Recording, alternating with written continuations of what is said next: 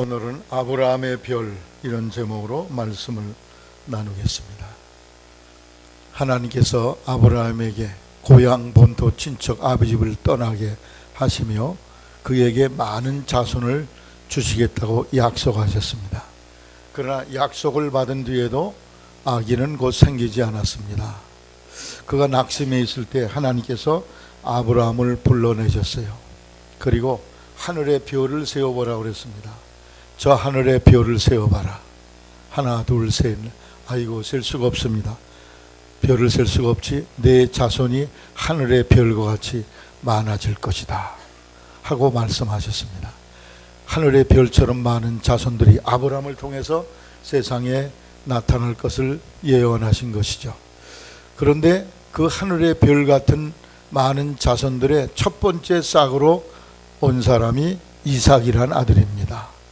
수많은 자식을 준 것이 아니라 이삭 한 아들을 그에게 주었습니다. 그 이삭으로부터 시작해서 이스라엘이라는 나라가 이제 싹을 내고 점점 번창하고 왕성하게 자라게 됩니다. 그 아브라함의 시중에 위대한 인물 한 사람이 나왔는데 그분이 바로 다윗 임금입니다. 다윗 임금 바로 아브라함이 셀 수 없이 많은 별들을 헤아렸을 때 그 별 중에 하나였던 것입니다. 그리고 그 다윗의 후손 중에 오신 분이 바로 메시아 예수 그리스도이십니다. 그래서 이 다윗이 아브라함이 바라봤던 그 별은 곧 이삭이요, 그것은 야곱이요, 그리고 예수 그리스도요, 그리고 그 별은 곧 예수님을 믿고 영접한 모든 성도들을 의미하고 있습니다. 그래서 여기 앉아 계신 모든 분들은 다윗이 아브라함에게 보여주던 그 하늘의 별들과 같은 그러한 별과 같은 인물인 것을 여러분이 알게 되어야 할 줄로 생각합니다. 오늘은 이 별들의 역할은 무엇이며 또 우리 예수 믿는 거룩한 성도들, 하나님의 거룩한 이스라엘 백성들이 된 우리 성도들에게 주신 사명이 무엇인가를 함께 나누며 은혜를 받고자 합니다. 첫째로 별은 영원한 것을 보여줍니다. 하늘의 별은 옛날부터 지금까지 그대로 있습니다. 세상 끝날까지 별들은 영원토록 빛날 것입니다.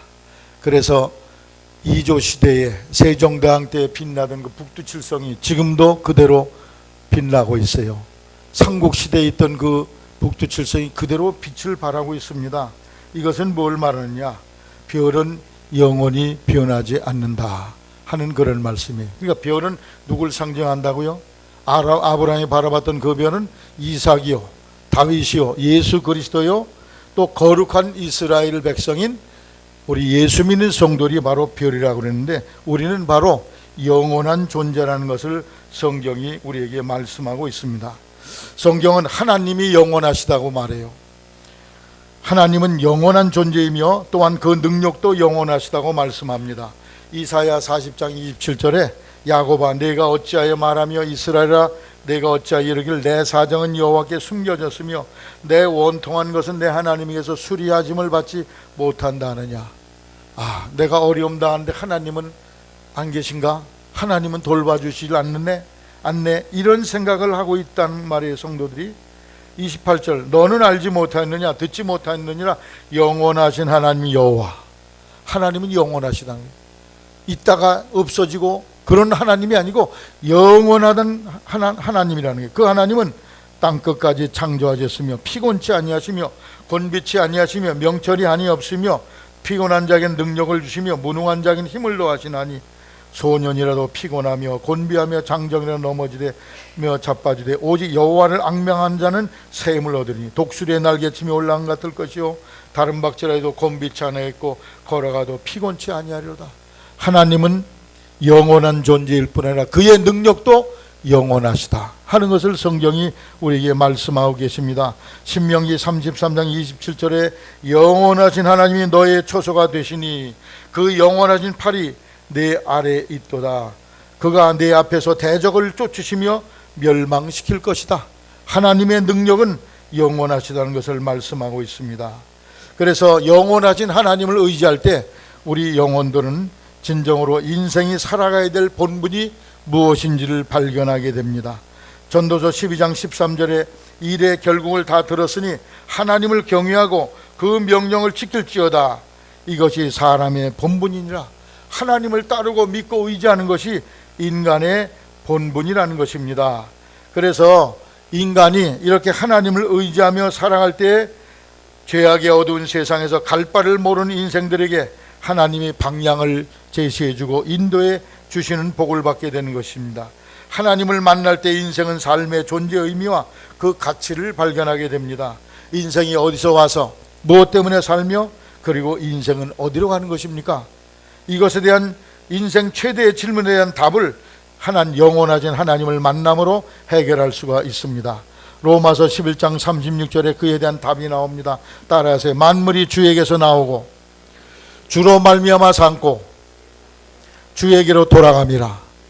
만물이 하나님으로부터 왔어. 내 인생이 하나님의 창조로부터 왔고 그리고 하나님의 도우심으로 지금 살아가고 있으며 그리고 마지막에 하나님께로 다시 내 인생이 돌아간다는 것을 성경을 통해 발견할 수 있는데, 영원하신 하나님을 만날 때 이러한 깨달음이 우리 속에 있어 인생의 존재 가치와 의미를 발견하게 됩니다. 세상 사람들은 인생이 어디서 왔는지 몰라요. 쭉 올라가면 고릴라, 원숭이, 침팬지부터 왔다고 그래. 그 이상으로는 아메바나 바이러스나 이런 것으로부터 인간이 왔다고 그래요. 그리고 인생은 왜 사는지를 몰라. 먹기 위해 사는 건지, 남을 죽이기 위해 사는 건지, 남을 짓밟고 일어서기 위해 사는 건지 아무런 삶의 궁극적 목적을 발견하지 못하고 그리고 죽으면 어떻게 되는지도 알지 못합니다. 이게 불신자의 삶이에요. 그러나 영원하신 하나님의 영원함을 발견한 사람은 인생의 존재 가치와 의미, 내가 어디서 왔으며 무엇 때문에 살아야 되며 그리고 어디로 가는가 하는 것에 대한 명백한 이해와 깨달음이 있어 진정한 삶의 행복을 누립니다. 예수 그리스도도 영원하십니다. 히브리 13장 8절에 예수 그리스도는 어제나 오늘나 영원토록 동일하시니라. 예수님을 통해서 죄사함 받은 이 진리와 영생의 도리는 영원히 변치 않는다. 또 성령은 영원하시다 그랬어요. 히브리 9장 14절에 하물며 영원하신 성령으로 말미암아 흠없는 자기를 하나님께 드린 그리스도의 피가 어찌 너희 양심으로 죽은 행실에서 깨끗하게 하고 살아계신 하나님을 섬기지 못하게 하겠느냐. 성령이 여기서 영원하기 때문에 나를 믿음에 굳게 서게 하고 거룩한 백성으로 깨끗하게 살아가도록 만들어 주신다는 것입니다. 하나님이 영원하세요. 예수 그리스도가 영원하시고 성령도 영원하시고 그리고 예수님을 영접한 성도도 영원히 존재한다는 것을 성경은 말씀하고 있습니다. 우리 성도들은 영원히 존재할 인생들임을 아시기를 바랍니다. 그래서 여러분 하늘의 별처럼 영원히 존재할 자들임을 알게 되시기를 바랍니다. 다니엘 12장 3절에 지혜 있는 자는 궁창의 빛과 같이 빛날 것이요 많은 사람들을 옳은 대로 돌아오게 한 자는 별과 같이 영원토록 비치리라. 지혜 있는 자가 누굽니까? 여호와 하나님을 경외하며 믿음을 가진 사람을 말합니다. 많은 사람을 옳은 대로 돌아오게 한 자는 무엇입니까? 누구입니까? 영혼을 전도해서 하나님 앞으로 이끌어 드린 사람을 말합니다. 믿음의 사람을 말하는 것이죠. 그 믿음의 사람은 영원히 비치는 별과 같은 존재가 된다는 것입니다. 즉 영원히 살아있는 존재가 된다는 것입니다. 예수 그리스도는 생명의 본체시요 영원히 변함없는 분이십니다. 예수를 믿는 자들과 주님의 백성들은 영원히 이 땅에 존재할 것을 말씀하고 있습니다. 그래서 우리 믿는 사람은 영원히 죽지 않을 것을 성경에 말씀하고 있어요. 요한복음 8장 51절에 진실로 진실로 너희에게 이르노니 사람이 내 말을 지키면 죽음을 영원히 보지 아니하리라. 할렐루야. 여러분에게 이 믿음이 있기를 바랍니다. 요한복음 11장 25절에 예수께서 가라사대 나는 부활이요 생명이니 나를 믿는 사람은 죽어도 살겠고 무릇 살아서 나를 믿는 자는 영원히 죽지 아니하리니 이것을 내가 믿느냐? 영원히 죽지 않은 생명을 얻게 된다는 것입니다. 제가 아침에 새벽에 아파트에서 나와서 걸어올 때 오늘 그 장례식장이 바로 아파트 정문 앞에 있어요. 곡하는 소리가 납니다. 왜? 죽음으로 인생이 영원히 사라졌다고 생각하기 때문에. 그러나 우리 믿는 사람은 죽지 않는 영원한 생명을 얻었기 때문에 죽음 앞에서도 물론 슬픈 일이지만 그 가운데도 찬송을 부를 수 있어요. 소망의 노래를 부를 수 있습니다. 이것이 놀라운 기적이 아니고 무엇이겠습니까? 예수님을 모신 모든 성도는 영원히 죽지 않는 인물이 되었음을 확신하게 되시기를 바랍니다. 오늘 돌아가셔도 영원히 천국에 사는 복을 여러분이 누리게 되는 것입니다. 이순인 권사님은 왜 돌아가셨냐? 지금도 그분은 살아계세요. 지금 아마 이 예배드리는 자리를 내려다보고 계실 줄도 모릅니다. 아이고, 내 남편 김남주 씨 어떻게 믿음 생활 잘하는가? 언제나 믿음 굳건에 설 것인가? 아마 지금 고대하며 기도하고 계실 거예요. 이 영원한 세계에 있음을 깨닫기를 간절히 기도하고 있을 것입니다. 우리 성도는 영원한 존재라는 사실을 굳게 믿고 그것을 세계에 전하며 그 빛을 비추는 성도가 되기를 주님의 이름으로 당부를 드립니다. 예수 안 믿는 사람도 영원히 삽니다. 어디서 영원히 살아요? 영원한 지옥에서 영원히 살아. 그건 심판이라고 말합니다. 그것은 영생이라고 말하지 않습니다. 예수를 믿는 성도에게만 영원히 죽지 않는 생명을 우리에게 약속했습니다. 누가복음 16장에 보면 부자와 나사로의 비유가 있어요. 부자는 지옥 불꽃 가운데 고민한 인생이 되었고, 나사로는 아브라함의 품에 들어가서 다시는 죽음이 없고 눈물이 없고 이별이 없는 그 행복한 곳에서 영생하는 삶을 누리게 됩니다. 그래서 우리는 이 땅에서 영원한 세계를 모르고 사는 그 잃어버린 영혼들, 마귀를 자기의 아버지로 모시고 살면서 그 내 아버지가 마귀인 줄도 모르고 사는 그 영혼들에게 영원한 심판에 대해서 경고해야 될 줄로 생각합니다. 영원한 지옥의 심판을 경고해야 돼요. 파수꾼은 위험을 경고해 주어야 됩니다. 하나님의 준엄한 심판을 경고해야 돼요. 불신자가 예수 없이 죽으면 영원한 지옥 불못에 떨어짐을 경고해서 그 영혼을 하나님께로 돌이키는 그러한 임무를 다하는 우리 성도가 되어야 할 줄로 믿습니다. 마태복음 9장 43절 이하에 손이 죄질면 손을 잘라버려라, 눈이 죄는 눈을 빼버리고 발이 죄는 발을 잘라버리고, 지옥 거기는 가면 안 된다는 거예요. 거기는 구더기도 죽지 않고 불도 꺼지지 아니하느니라. 사람마다 불로서 소금짓함을 받으리라. 밑에서 불이 타올라서 고통스러울 뿐 아니라 위에서도 불덩어리가 떨어지는 끔찍한 것이 바로 지옥이라는 것입니다. 그래서 우리는 많은 영혼을 하나님께로 인도하여 그 영혼들을 건져내고 살려내는 사명을 다하는 별과 같은 그런 존재의 사명을 다하기를 주님의 이름으로 당부를 드립니다. 다니엘 12장 3절 아까 말씀드린 대로 많은 사람을 옳은 대로 돌아오게 한 자는 별과 같이 영원토록 비치는 그런 삶을 누리게 된다 그랬는데, 이러한 복된 삶을 살게 되는 성도가 되시기를 바랍니다. 세상 사람들은 하나님을 잃어버리고 예수님을 잃어버리고 영원한 것을 잃어버리고 이 땅에서 유한한 것 속에서 인생의 낙을 얻으려고 살아요. 열심히 발버둥 칩니다. 그러나 그것으로는 인간의 영혼이 만족할 수가 없습니다. 마치 누가복음 15장에 아버지 곁을 멀리 떠난 탕자가 아버지 재산을 다 허랑방탕 낭비한 뒤에 나중에는 먹을 것이 없어 돼지 치는 집에 가서 그 돼지 치는 일을 합니다. 근데 거기에 기근이 들어서 주인이 먹을 것을 주질 않아요. 할 수 없이 돼지 먹는 쥐염 열매를 주워 먹으려고 그러는데 주인이 먹지 못하게 합니다. 돼지 먹을 걸 왜 네가 먹냐? 먹지 말아라. 먹고 싶으면 네가 나가서 사 먹어라. 돼지 먹는 쥐염 열매로 배불리려고 하되 그것마저 주는 자가 없다고 그랬어요.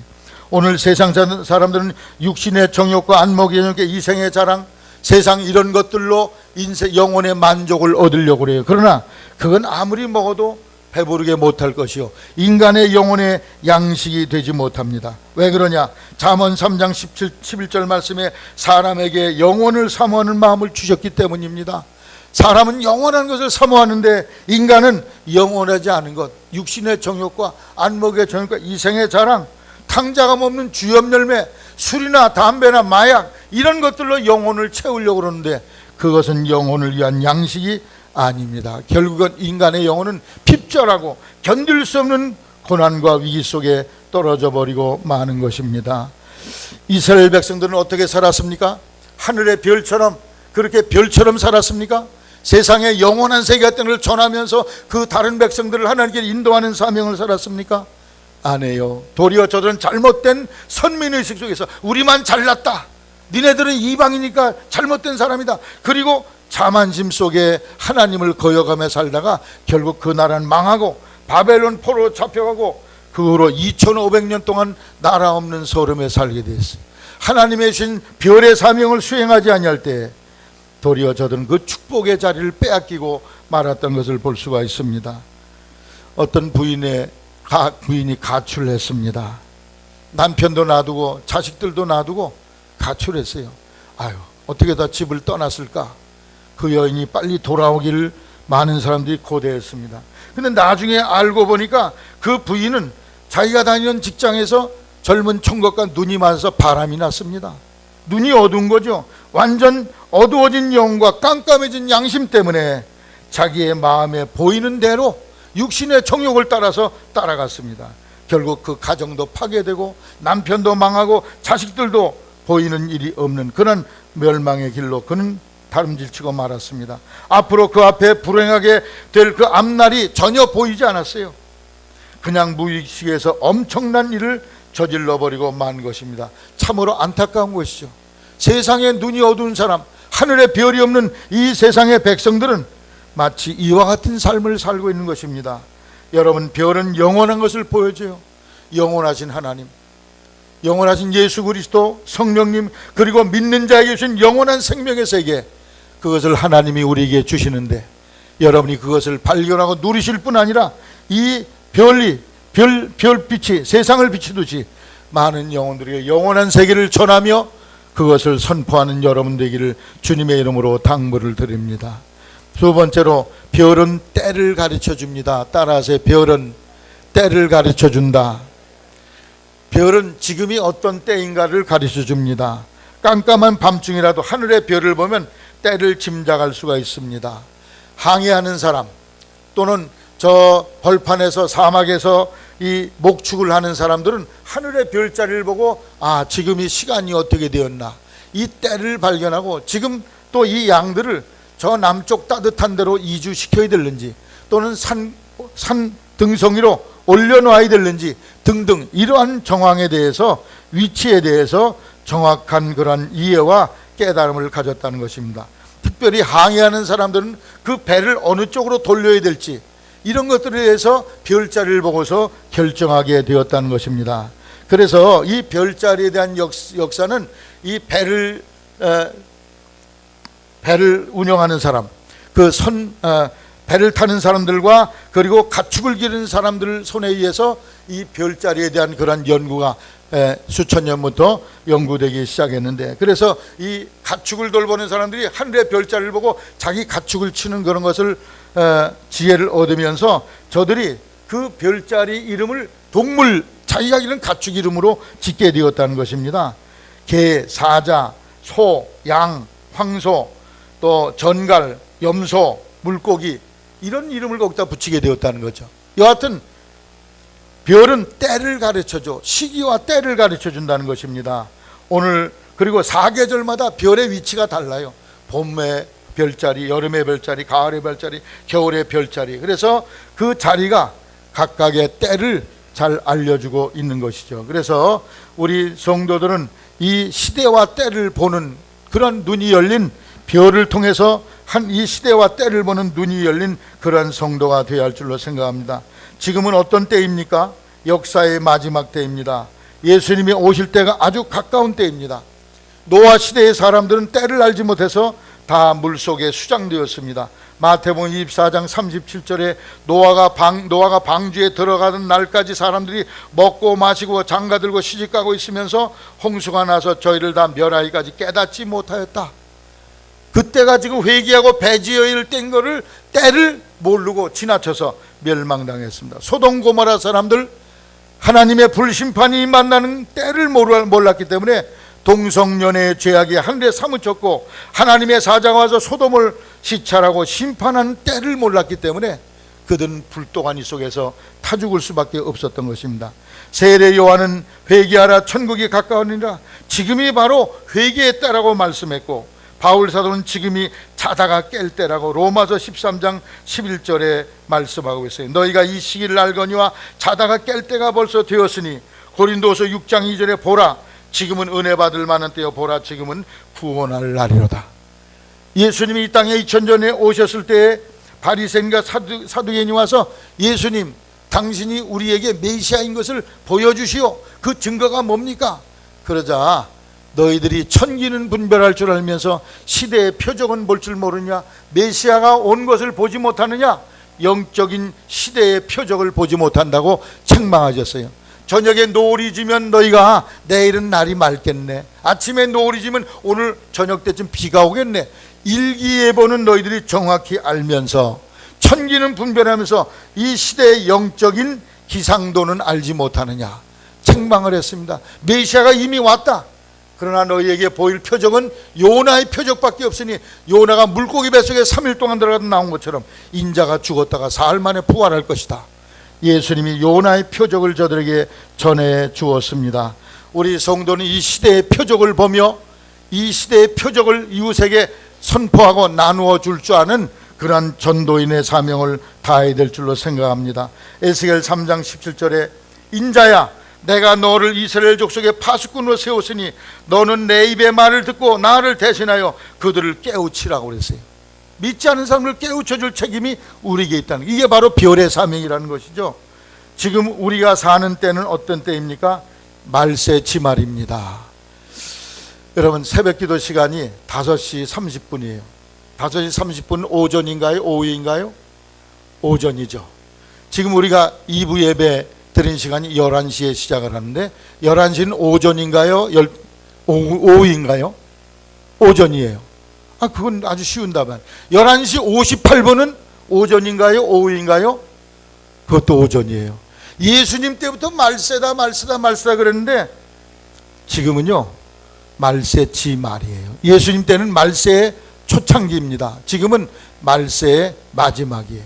예수님이 곧 가까이 문 앞에 선 그런 시대에 여러분과 제가 살고 있는데, 대다수 사람들이 아무런 느낌이 없이 시집가고 장가가고 사업 잘하고 이런 속에 살고 있어요. 주님을 맞이할 수 있는 긴박감 속에 사는 사람이 많지 않다, 그런 말씀이에요. 왜 지금이 예수님 오실 11시 58분 같은 시간이냐? 그것은 여러 가지 증거가 있어요. 첫째, 이스라엘의 독립과 회복이 바로 예수님의 오심의 놀라운 증거입니다. 예수님이 예루살렘 성전에서 나오다가 무화과 나무가 열매 있나 가봤더니 하나도 없어요. 그래서 무화과 나무를 저주했더니 다음날 아침에 바짝 말라 죽었다고 그랬어요. 그건 뭘 말하느냐? 이스라엘의 멸망을 말하는 거예요. 여러분, 무화과 나무는 이스라엘을 상징하는 나무입니다. 무궁화는 어느 나라를 상징하는 나무예요? 대한민국을 상징하는 나무예요. 벚꽃, 사구라는 어느 나라를 상징해요? 일본을 상징하는 나무입니다. 무화과 나무는 이스라엘을 상징하는 나무예요. 그 나무가 말라 죽어서 그 예수님의 예언적 행위대로 주 70년에 이스라엘 나라는 로마에 의해서 완전히 초토화가 돼가지고 완전히 쑥대밭이 돼서 나라가 없어서 땅이 없어서 나라가 국토가 없어져가지고 전 세계 2000년 동안 이리저리 떠도는 떠돌이로 살았어요. 그것을 디아스포라라고 합니다. 그런 떠돌이 불행한 인생을 살았어요. 그런데 이 나라가 회복될 것을 성경이 예언하고 있어요. 마태복음 24장 30절에 무화과 나무의 비유를 배우라. 그 가지가 연하해지고 잎사귀를 내면 여름이 가까운 줄 아나니 이와 같이 너희도 이 모든 일을 보거든 인자가 가까이 곧 문 앞에 이른 줄 알라. 무화과 나무의 비유를 배우라고 그랬어요. 무화과 나무가 어떻게 됐어요? 가지가 연해가지고 잎사귀를 냈다고 그랬습니다. 이스라엘 나라, 2000년 동안 나라 없는 이스라엘 나라가 1948년 5월 14일 오늘날의 팔레스타인 땅에 거기에 깃발을 꽂았습니다. 그리고 이스라엘 나라가 시작됐습니다. 여름이 가까운 줄 알라. 그렇게 되면은 가지가 연해지고 잎사귀를 내면 여름은 역사의 추수 때를 말합니다. 이스라엘 백성들은 가을에 우리 보리 신고 초여름에 거두듯이 여름이 바로 추수하는 때예요. 이스라엘 역사의 추수 때, 예수님이 오셔서 이 역사를 마지막 추수할 때 역사의 마지막이 다 됐다는 것을 깨달아 알라는 거예요.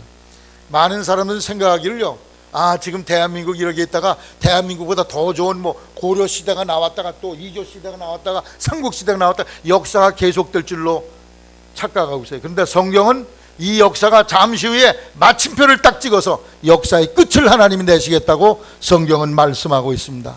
여러분과 제가 몸담고 사는 이 세상의 역사가 대한민국이 아니라 전 인류의 역사가 마침표를 찍는다는 거예요. 역사가 끝난다는 거예요. 예수님의 재림과 더불어 역사가 종말을 고하게 된다는 것입니다. 그래서 이 이스라엘의 독립은 바로 예수님 오시기 전 11시 58분 바로 그 시간인 것을 우리에게 보여주는 중요한 잣대가 되는 것입니다. 이스라엘 나라란 이 나라가 회복됐어요. 이름이 회복됐어요. 성호가 회복됐어요. 이스라엘은 나라가 없어진 지 2000년인데 이스라엘이라는 나라가 회복됐어요. 그리고 성토를 회복했어요. 성토는 뭡니까? 젖과 꿀이는 가나안 땅, 아브라함 이삭에게 주시고자 주셨던 그 땅을 회복했어요. 초창기에 이스라엘 백성들이 나라 독립운동을 할 때에 이스라엘을 어디다 세우려고 그랬느냐? 당시에 세계에 해가 지지 않는 나라 영국이 세계의 땅을 지배하고 있었기 때문에 아프리카 우간다 그 벌판에다가 이스라엘 나라를 세우려고 그랬어요. 왜냐? 지금의 팔레스타인 땅이 세우면 역시 정치적, 군사적, 경제적 다툼이 많이 일어나기 때문에 그걸 내다보고 아프리카에 세우려고 그랬어요. 그것을 주관하는 이스라엘 독립운동협회의 총 책임자 회장이었던 데오도르 헤즐이라는 사람이 있었는데 그 사람 젊은 40대의 사람이었는데 그것을 결정하기 전날 그날 밤에 자다가 세상을 떠났어요. 왜 떠났을까요? 하나님의 뜻은 어디냐? 이스라엘 백성들이 젖과 꿀이는 가나안 땅으로 회복되는 게 하나님의 뜻이에요. 에스겔 37장에 보면 에스겔 골짜기에 해골의 환상을 보여주신 뒤에 해골이 다 살아나는 걸 보여주신 뒤에 내가 또 내 신을 너희 속에 두어 너희로 살게 하고 내가 또 너희를 따라서 너희 고토에 거하게 하리니. 고토가 어디예요? 옛날 아브라함, 이삭, 야곱이 살던 그 땅에 거하게 하는 게 하나님의 뜻이에요. 그런데 데오도르 헤즐은 엉뚱한 아프리카에 갔다가 세우려고 그러니까 하나님이 너 이리 와라. 왜 내 뜻을 거스르느냐? 하나님이 데려가셨어. 그래서 그게 다 무산됐다가 드디어 1948년에 이 가나안 땅에 이스라엘 나라가 세워지게 되었습니다. 오늘날 이 땅에는 정치적인 군사적인 갈등, 폭탄 테러의 핵심은 바로 이스라엘이 가나안 땅에 그 나라를 세운 것 때문에 일어난 것이죠. 이게 바로 성토가 회복된 것입니다. 이스라엘이 회복될 뿐 아니라 그리고 성읍이 회복됐어요. 성읍은 뭐냐? 예루살렘이 회복됐단 말이에요. 이스라엘이 처음에 독립할 때는 수도가 텔아비브였어요. 지금도 텔아비브입니다. 신약 성경에 나오는 베드로가 기도하던 요빠라는 곳이 바로 텔아비브예요. 지금도 거기가 수도예요. 그런데 1968년 6.1 전쟁을 통해서 예루살렘을 확장하게 됩니다. 예루살렘이 이스라엘의 정치적 군사적 영역 안에 들어오게 됐어요. 할렐루야. 이것이 바로 하나님의 예언의 성취인 것입니다. 이것을 보면은 드디어 예수님 오실 날이 얼마나 가까운가를 보여주고 알게 한다는 것을 여러분이 인식해야 될 줄로 생각합니다. 예루살렘을 회복했어요. 그 다음에 성민을 회복하게 됩니다. 성민은 이스라엘 백성들이 세계에 흩어진 사람들이 다 지금 팔레스타인 땅으로 돌아와 자기 나라를 세워가고 있습니다. 다섯 번째는 독립된 부강한 나라, 강력한 정치적 군사력을 가진 그런 나라로 이스라엘이 부강하게 되었고, 여섯 번째 종교적인 회복이 일어나요. 그건 뭐냐? 유대인들이 예수를 믿는다는 것입니다. 여러분, 이스라엘은 못자리와 같은 나라예요. 우리나라는 농사질 때 못자리에서 모를 뽑아서 다 딴 논에 심은 뒤에 마지막에 모를 심어. 이와 마찬가지로 복음이 이스라엘에 시작됐지만 유대인들은 예수를 배척했어요. 안 믿었어요. 그 복음이 유럽으로 전 세계로 돌아서 아메리카로 그리고 이 아시아로 그리고 한국까지 왔습니다. 지금은 유대인들이 예수를 믿어요. 여러분, 우리가 다 같이 교회에서 봤던 회복이라는 영화, 예수 믿는 유대인들의 그 스토리를 거기에 담고 있는데, 유대인들이 예수를 믿고 전도하고 성령 받고 기적이 일어나고 있어요. 할렐루야. 그래서 성민 회복과 더불어서 종교 회복이 일어나고 있어요. 신앙 회복, 예수를 메시아로 영접하고 있어요. 이제 마지막에 한 가지 안 이루어진 게 있어요. 지금 6가지는 거의 다 이루어졌는데 한 가지, 그것은 성전 회복입니다. 따라하세요. 성전 회복. 성전 회복은 뭐냐? 지금 이스라엘에 성전이 있습니까? 없습니까? 없어요. 그래서 저들은 다 회당이라는 곳에, 우리처럼 이 예배당 같은 곳을 만들어서 그 회당에 모여서 성경을 배우고 그런 일을 합니다. 그들에겐 회당밖에 성전이 없. 성전은 뭘 말하냐? 솔로몬 때 세운 그 하나님의 전을 말하는데, 그것이 예수님 당시까지 왔다가 주 70년에 완전히 무너졌어요. 그리고 나서 지금까지 성전이 없고, 도리어 그 예루살렘 성전 자리에는 이겨도 이슬람 사람들의 신당인 바위돔이라는 황금돔이라는 그 신당이 거기 서 있습니다. 유대인들에게 눈에 가시 같은 거예요. 이스라엘 사람들은 거기에다가 성전을 지으려고 애를 쓰고 있습니다. 모든 것이 다 준비되어 있어요. 성전에 쓰던 모든 물두멍, 성전 기구들이 다 준비되어 있고, 제장도 기르고, 그리고 제사 드릴 제물, 이 가죽이 빨간색의 그런 소들을 다 준비해 놨는데 한 가지가 없어요. 성전이 없어. 저들은 성전을 세우고자 지금 몸부림을 치고 있습니다. 근데 성전이 왜 세워져야 되느냐? 그것은 마태복음 24장 15절에 멸망에 가증한 것이 거룩한 곳에 선 것을 보거든 읽는 자는 깨달을진저, 요 한마디 말씀 속에 들어있어요. 이 말씀은 다니엘 9장 24절의 내용을 24절 이하의 내용에 함축한 것인데, 자, 앞으로 예루살렘의 솔로몬 성전, 예루살렘 성전이 거기에 세워져서 그 성전 안에서 적그리스도가 자기를 신격화하는 일이 생긴다는 게, 그게 바로 멸망에 가증한 것이 거룩한 곳에 서지 못할 곳에 선 것을 보거든. 이 내용이 예언대로 그대로 이루어져야 되거든요. 그러기 위해서 반드시 예루살렘에 성전이 세워져야 된다는 것입니다. 이것을 위해서 유대인들이 엄청나게 애를 쓰고 있어요. 근데 만일 내일이라도 예루살렘 성전 기공 예배 드린다 그러면 난리가 날 거예요. 난리가 나. 아랍 사람들이 난리를 낼 겁니다. 전 세계 아랍 이슬람 믿는 사람이 다 폭탄 테러자가 돼서 폭탄 뒤집어쓰고 다 나가서 별 흉한 일을 다 할 거예요. 아마 서울 한복판에서, 아니 강화에서도 그런 일이 날 겁니다. 예루살렘 성전을 짓는다. 그 일이 나면요, 여기도 외국인 근로자 많죠. 아랍 사람들. 일본에서는요 그러기 때문에 아랍 사람들을 많이 들여오질 않아. 들어와도 2년 있으면 100% 나가게 만들어요. 한국 사람은 아무 생각이 없는 사람들이 저 꼭대기에 앉아가지고 아랍 사람 마음대로 들어와라, 값싼 노동력 쓴다. 그래가지고 한국 사람은 결혼하고 이슬람교도로 다 만들어. 그 사람들이 성전 세워지는 기공식 날 다 폭탄 테러 분자가 될 줄로 아시기를 바랍니다. 성경의 예언대로 그렇게 돼요. 전 세계가 불바다가 될 거예요. 그럴 때 그걸 해결할 수 있는 사람은 미국 대통령도 못해. 아무도 할 수 없어. 그때 그것을 해결하는 한 인물이 나옵니다. 그라는 인물이 나와요. 성경 예언대로 그가 나와서 한 일해 동안에 평화조약을 맺어. 7년 동안 전쟁하지 맙시다. 예루살렘은 그냥 신당을 세워주고, 그러면서 이 타협안으로 7년 평화조약을 성사시키는 인물이 나옵니다. 그가 바로 성경에 나오는 적그리스도인데, 그가 나올 모든 것이 다 준비가 돼 있어요. 이제 딱 스위치만 누르면 돼. 성전 기공식, 그것만 스위치를 누르면 됩니다. 지금부터 한 10여 년 전에 이미 성전 주춧돌을 거기다 올려놨어요. 그 이스라엘 대통령이 그걸 올려놨는데, 성전 주춧돌 올리는 날 어마어마한 반란과 그 폭력이 놀랍게 일어난 것을 여러분 다 별로 생각 없을 거예요. 나 같은 사람은 거기에 관심이 있기 때문에 그걸 다 듣고 준비해 알고 있죠. 오늘 우리는 이 시대를 보는 눈이 띄어져야 돼요. 하늘의 별은 때와 시기를 알려줍니다. 지금이 어떤 때인지를 여러분 자신이 보고 이 시대를 다른 사람에게 이 때를 알려주는 그러한 지혜가 있는 여러분이 되게 되시기를 주님의 이름으로 당부를 드립니다. 세계는 앞으로 3차 대전 일촉즉발의 위기까지 갈 터인데, 그러나 그 3차 대전은 즉각 일어나지 않아요. 7년 동안 평화조약을 통해서 7년 동안은 잘 지켜지다가 그 중반에 그가 배신을 해. 적그리스도가 내가 신이다, 내가 이스라엘의 평화를 만들었는데 나를 신으로 숭배하라, 그러면서 성전에 들어가서 자기를 신격화할 때, 그때 세계 3차 대전이 일어납니다. 이스라엘 사람들이 아우 저자는 사기꾼이구나, 이제 우리가 배신당했네, 그러면서 그때 세계 3차 대전이 일어나며 세계는 역사의 파국으로 마지막 종지부를 찍는 그 시간으로 갈 것입니다. 세계 3차 대전은 핵전쟁입니다.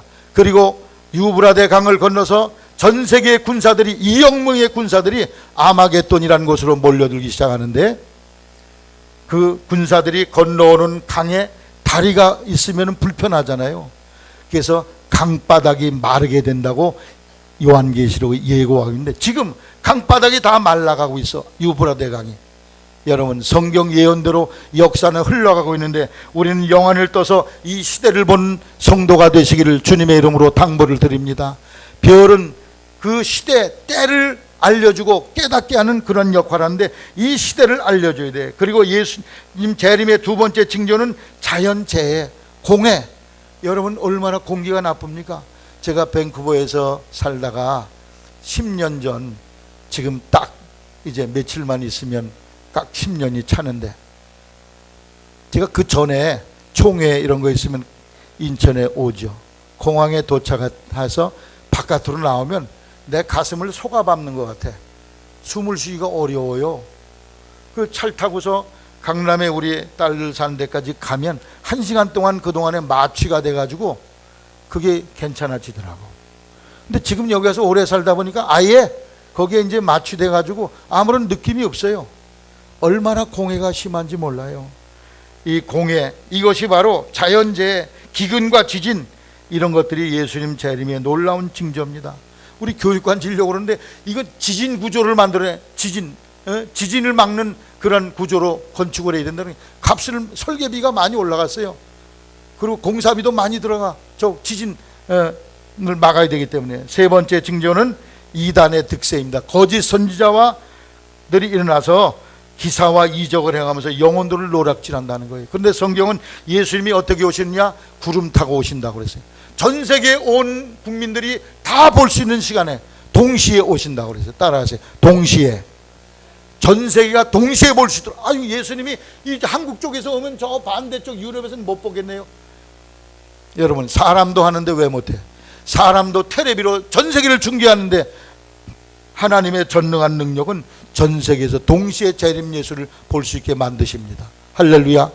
예수님은 땅으로 오시지 않아요. 초림 예수님은 땅으로 왔지만 재림 예수는 공중에서 오십니다. 그러므로 따라하세요. 땅에 있는 재림 예수는 사기꾼이다. 신천지 이것들 전부 다 사기꾼이야. 예수님은 땅에 오지 않아요. 공중에 재림하신다고 그랬거든. 그렇기 때문에 이 잘못된 신앙의 미혹이 얼마나 큰지 몰라. 이게 다 시대의 표적입니다. 이 시대의 사인과 표적을 보는 영안이 여러분에게 열려있기를 주님의 이름으로 당부를 드립니다. 이런 때 우리 성도는 어떤 신앙생활을 해야 될까요? 깨어 있어야 됩니다. 성경에 보면 끝까지 견뎌야 되고 산으로 도망해야 되고, 지붕에 있는 자는 거기서 지붕에 열심히 있고, 밭에 있는 자는 그 밭의 사명을 다하라고 그랬어요. 이 예수님 오실 때 어떤 사람들이 화가 있느냐? 아이 뵌 자들, 젖 먹이는 자, 이런 사람들이 화가 있다고 그랬습니다. 시간상으로 다 설명을 드릴 수가 없습니다. 여하튼 말세에는, 말세 우리 성도는 이 말세의 징조를 보는 영안이 띄어져야 돼요. 요한계시록 6장에 보면은 말세가 되면은 하늘에 횃불같이 타는 큰 별이 물샘에 떨어져서 그 물을 쑥으로 만든대. 횃불같이 타는 불, 하늘의 별의 3분의 1이 떨어져서 횃불같이 타는 큰 별이 물을 쑥으로 만든다는 그런 내용이 나오고 있어요. 요한계시록 40장 48절에 기록되어 있는데, 이게 뭘 말하느냐? 이거는요, 별은 뭘 말해? 하나님의 종들, 하나님의 성도들을 말해. 이 사람들이 별이 어디 있어요? 하늘에 있어야 되는데 땅으로 내려와서 땅에 물들을 흐린다. 물은 하나님의 말씀이야. 말씀을 흐려서 독초를 만든다는 것입니다. 그래서 예수 그리스도 오심에 대한 그런 정확한 진리를 가르치지 못하고 오염된 그러한 것을 가르치는 때가 온다는 것인데, 오늘 우리가 사는 시대가 바로 이러한 때가 아니고 무엇이겠습니까? 별은 때를 가르쳐 주는 것입니다. 우리는 이 시대를 알려주고, 이 시대가 어떤 시대를 깨닫고, 이 시대에 예수님의 재림이 임박했다는 것을 이웃에게 깨우쳐주고 알려주는 별의 사명을 다해야 될 줄로 믿습니다. 끝으로 따라서 별은 높은 곳에 있어야 한다. 여러분, 별은 높은 곳에 있어야 돼요. 별이 땅으로 떨어지면 무슨 별이라고 그래요? 별똥별이라고 그래요. 별똥별. 운석이라고 그래요. 운석.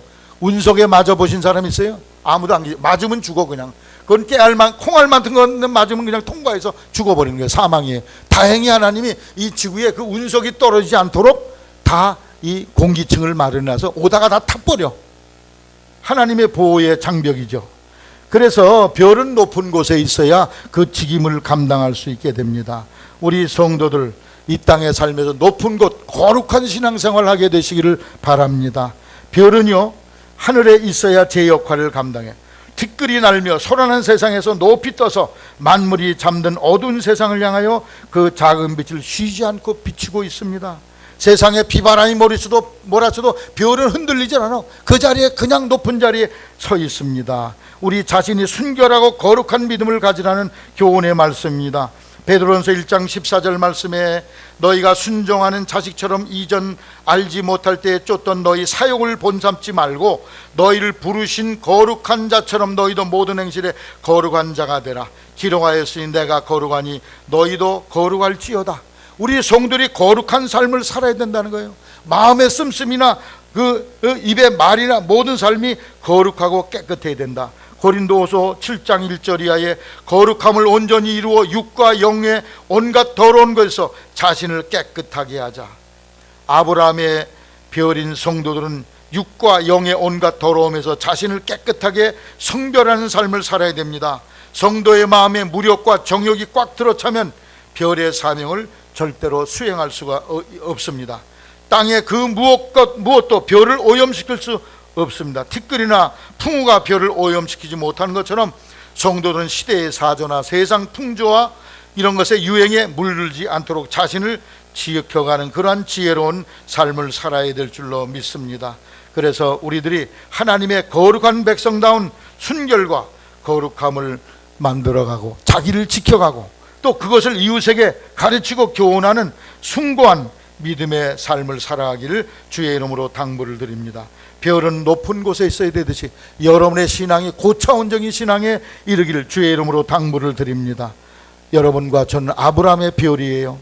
영원한 것을 우리에게 하나님께서는 주셨고 그것을 누리고 그것을 보여주는 삶이 되어야 될 것이고 별은 때를 가르쳐줘요. 우리 자신이 이 시대를 볼 수 있는 눈이 열려져야 될 것이고 그리고 더 나아가서 이 시대를 다른 사람들에게 깨우쳐주는 그런 사명을 다해야 될 줄로 생각합니다.